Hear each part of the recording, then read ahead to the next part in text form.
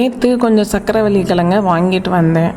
அதை வேக வச்சு கொடுத்தா இந்த பொண்ணுங்கள்லாம் சாப்பிட மாட்டாங்களே, எப்படி கொடுக்குறதுன்னு சொல்லி யோசிச்சுட்டு இருக்கும் போது தான் என்னோடய பொண்ணுங்கள்லாம் லஞ்சுக்கே எங்களுக்கு சப்பாத்தி செஞ்சு கொடுங்கம்மா, ஸ்கூலுக்கு போகும்போதாச்சும் எங்களுக்கு லஞ்சுக்கு வெரைட்டியாக செஞ்சு கொடுப்பீங்க, ஆனால் லீவில் பார்த்தா மீல்ஸே தினமும் போட்டு எங்களை கொல்றீங்க அப்படின்னு சொல்லி கேட்டாங்க. ஓகே, நல்ல ஐடியா, கிழங்க வேக வச்சு நம்ம சப்பாத்திக்குள்ளே வச்சு ஏமாற்றி கொடுத்துடலாம் அப்படின்னு சொல்லி நான் செஞ்சிட்ருக்கும் போது தான் என்னோடய சின்ன பொண்ணு, அம்மா சோட்டா பீம் லட்டு மாதிரியே நான் உங்களுக்கு செஞ்சு கொடுக்குறேன் அப்படின்னு சொல்லி அவள் வந்து லட்டு ஷேப்பில் செஞ்சு கொடுத்துட்டா. அதை உள்ளே வச்சு சப்பாத்திக்குள்ளே மடித்து நான் வந்து அவங்களுக்கு செஞ்சு கொடுத்துட்ருந்தேன். ஸோ என்னோடய சின்ன வயசில் பார்த்திங்கன்னா எனக்கு சப்பாத்தி மாதிரி இருக்கிற டிஃபன் ஐட்டம்ஸ்லாம் கிடைக்கிறதே பெரிய விஷயமா இருந்துச்சு.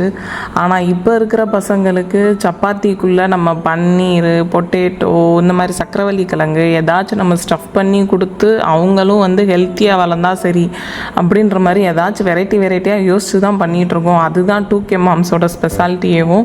ஸோ ஃபைனலாக கொஞ்சம் ஃப்ளேவர் என்ஹான்ஸ் பண்ணலாம் அப்படின்னு சொல்லி கார்லிக்லாம் பொடியாக நறுக்கி, ஸோ இப்போ சப்பாத்தி தேய்க்கும் போதே வந்து அதையும் மேலே போட்டு தேய்ச்சிட்டு டவாவில் போட்டு எடுக்கும் போது கொஞ்சம் பட்டரையும் போட்டு எடுத்துட்டேன். ஐயோ, ஒரு விஷயத்தையே மறந்துட்டேன். இந்த வீடியோவை பார்த்தா என்னோட பொண்ணுங்கள்லாம் கேட்பாங்களே, என்ன சக்கரவள்ளி கிழங்கா அப்படின்னு சொல்லி கேட்பாங்க. சரி, சமாளிப்போம். ஓகேங்க, உங்கள் பசங்கள்லாம் லஞ்சுக்கு என்ன கேட்பாங்கன்னு சொல்லி கமெண்ட் பண்ணுங்கள். பாய்.